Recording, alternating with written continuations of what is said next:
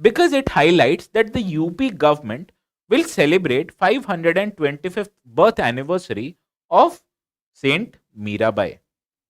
As this saint, it promoted or played a pivotal role in the Bhakti movement in our country.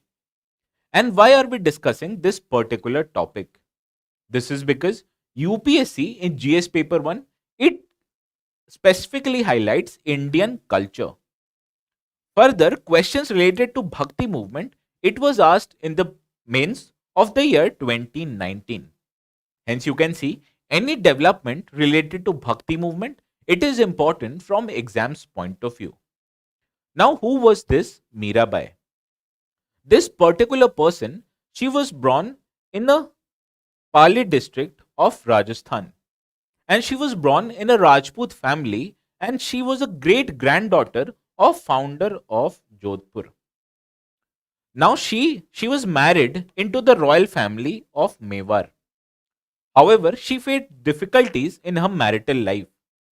Hence, in order to deal with difficulties, she became a disciple of Lord Krishna.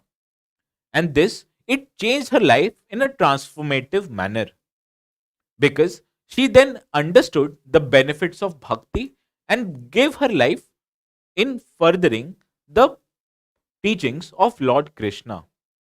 And thereby, she decided to move out of her royal palace, and then she shifted to the places such as Dwarka as well as Vrindavan, which are important places when you consider Lord Krishna. Now, you must have heard a popular bhajan which is called as Paoji Maine Ram Ratan Dhan Payo. Now, you'll be surprised to know that this particular bhajan, it was composed by Mirabai herself. Hence, you can notice the amount of contribution that she has had in furthering the bhakti culture in our society. Now, what is this bhakti movement? Let us understand this in the next slide. Now, this slide in particular, let me understand or let me tell you the spread of bhakti movement in the country.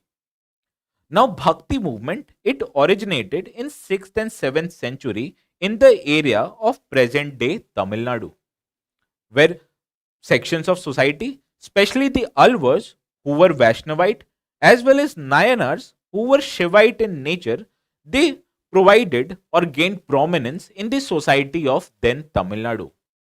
And this was the origin of bhakti movement in the country.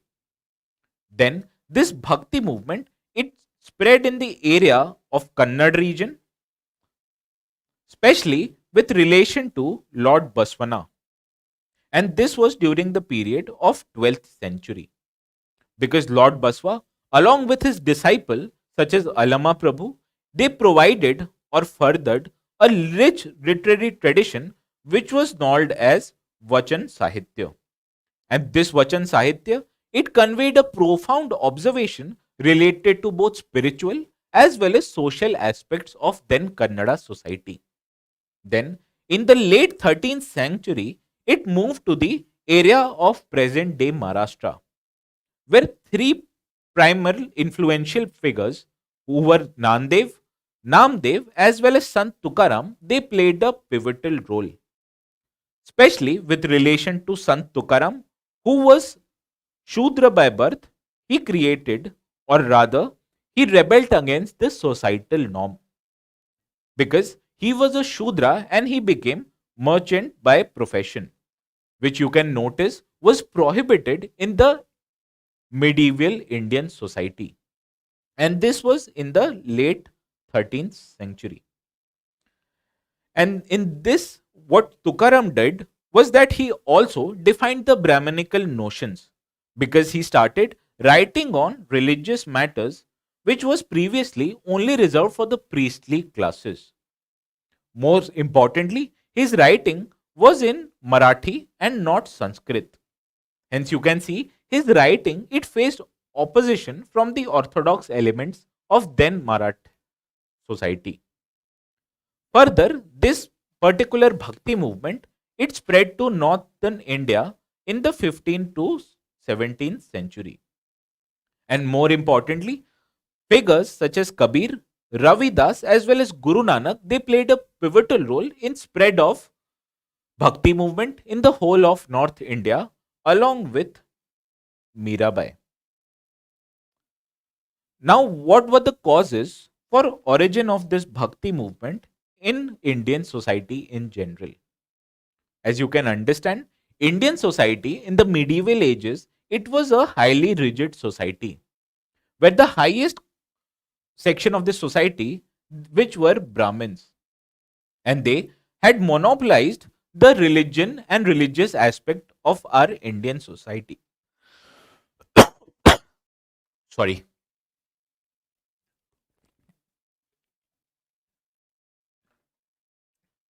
Now, as you can understand, this rigid social structure of Indian society, which was heralded by Brahmins at the top, it excluded the other section of Indian society from conducting religious practices. Hence, Indian religious system, it categorized especially with irrelevant rituals as well as blind faith. Further, what people of India, especially the lower strata of the society, they were looking for some simple way to foster reconciliation with the God, which they were unable to do so in the case of social rigidity. Hence, this simplicity it was provided to them by the Bhakti movement itself, because Bhakti movement it favored a both as previously an Indian individual, especially in Hindu, he needed to practice his religion by understanding the complex philosophy of Vedas and Upanishads. And naturally, only the Brahmins, that were the priestly section of the society, they were able to read these scriptures. Hence, the lower strata of the society, they felt excluded from the religious connection that they can be understood with. Hence, what they wanted and was a simple religious culture. And this simple religious culture, it was provided to them by the Bhakti saints. Further, there was a spread of Sufism in the Indian society, especially in the early 11th to 12th century. And saints such as Moinuddin Chishti allowed as well as Nizamuddin, what they favored was a conciliatory approach between Hinduism and Islam. Further, this spirit of reconciliation it also encouraged Hindu reformers to undertake reforms in this religion. And this reform it wanted to end the social rigidity that was prevalent in the Indian society. Hence, the condition was ripe for spread of Bhakti movement in the country. Now, what are the features of Bhakti movement that has led to its popularity in general?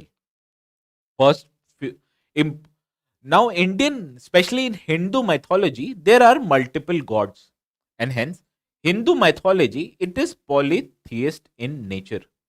Because a Hindu he can worship multiple gods at the same time. Whereas on the other hand, what Bhakti movement did was that it provided monotheist approach to religion, because it aimed to unify the spiritual practice and a devotion in just one God. And this simplified the religious practices in general, because now devotees they were encouraged to submit themselves in entirety to just one God. And this increased the level of spiritualization in the Indian society. Further, how earlier what a Hindu needed to do was that he had to involve a member of a priestly class, and this priestly member will conduct certain rituals. Whereas on the other hand, what Bhakti reformers tried to do was that they acknowledged the role of gurus. As these gurus, they acted as mentors and perceptors and helped the individual as a guiding light to achieve their path of salvation. Hence, you can say that it simplified or rather reduced the prevalence of priestly class in the society. By making the rituals most simplified and easy to access in nature, it provided them, especially the lowest strata of society, with a increased salvation and a direct approach to the God Himself. Further, Indian society back then, it was socially rigid in nature, and it generally related to social inequality. However, with practices such as common food as well as sitting down to listen to hymns in a common manner, it promoted a sense of universal brotherhood in the Indian society. Because a person who is involved in a bhakti movement, he will attend a bhajan or kirtan in addition to members of Indian society who can be of any caste. And when these all individual they provide or involve in a social gathering in an equal manner, it further reduces the social inequality that was prevalent back in the Indian society. Further, Indian, especially Hindus, they can conduct their religion practices through a elaborate of pujas as well as worship. And this was primarily done through a process of idol worship, because an idol is placed in front of you and then you worship that particular god. Whereas on the other hand, the method of worship in the god, especially in the bhakti movement, it favored singing hymns and songs to that god. Hence, you can say that it rejected the idea of idol worship. Now, the most important development or most important feature of this bhakti movement was the promotion of local languages. Now, earlier, most of the Hindu scriptures they were written in Sanskrit, while on the other hand, as far as Islam scriptures are concerned, they are primarily written in Persian as well as Arabic. And in order to understand these languages, you need the help of a member of priestly class. Hence, naturally, lower strata of society they were excluded from reading these religious scriptures.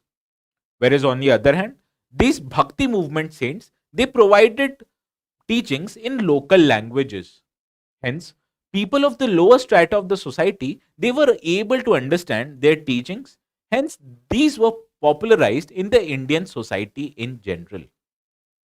Now, let us discuss what are the significance of this bhakti movement as far as Indian society is concerned. Now, the first most important impact of bhakti movement was social in nature. Now, Indian society, as I've already highlighted at the time, it was segmented and rigid in nature, and it did not favor mobility either upward or downward in nature. Because one's worth in the Indian society back then, it was decided solely on the basis of birth. Whereas on the other hand, this bhakti movement it promoted a sense of equality and oneness in the Indian society. Hence, you can understand that the ideals of equality and fraternity they came to be understood in the Indian society much before these ideals they were involved or inculcated in the Indian constitution. Hence, you can say that bhakti movement has a profound social impact on Indian society.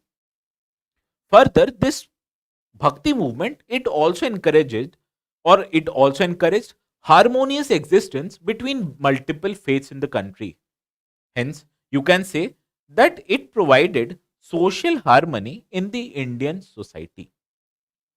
Also, this bhakti movement it had a profound religious impact because it awakened both Hindus as well as Muslims of the shortcomings of their particular religion, because both of these religions they were riddled by orthodoxy, ritualism as well as spiritualism, and this prevented the participation of general public in the religious affairs. And rather, what bhakti movement did was that it opened the religious aspect to the all sections of society, hence increasing the inclusion especially of the socially marginalized sections. Further, as I've already discussed, it promoted the use of local languages, because importantly, especially in the northern India, these bhakti movement saints they gave their teachings in either simple Hindi language or their regional dialect such as Braj Bhasha as well as Awadhi. Hence, you can see by using the local language, the whole religious process it became more inclusive, which allowed people from all walks of the society to participate and understand in the religious discourses. Further, what this Bhakti movement did was that it promoted moral values such as living life in a pious manner or promoting hard work or honest work. And this encouraged people to engage in social services, especially poor are concerned. And hence you can say this Bhakti movement it furthered humanitarian values, which furthered the notions of self-control and hard and honest work. However, in hindsight, when you evaluate the impact of Bhakti movement on Indian society, we can say that it was able to achieve some level of reform in Hinduism as well as can have a certain impact on establishing religious harmony. Especially, it gave rise to Sikhism and it also promoted a broad outlook in rulers like Akbar. However, one can also argue that it has created further divisions in the Indian society because now Indian society, especially Hindus, they have been segregated in more than one sects. For example, there is a sect called Kabir Panthis, which is dedicated to the followers of Kabir.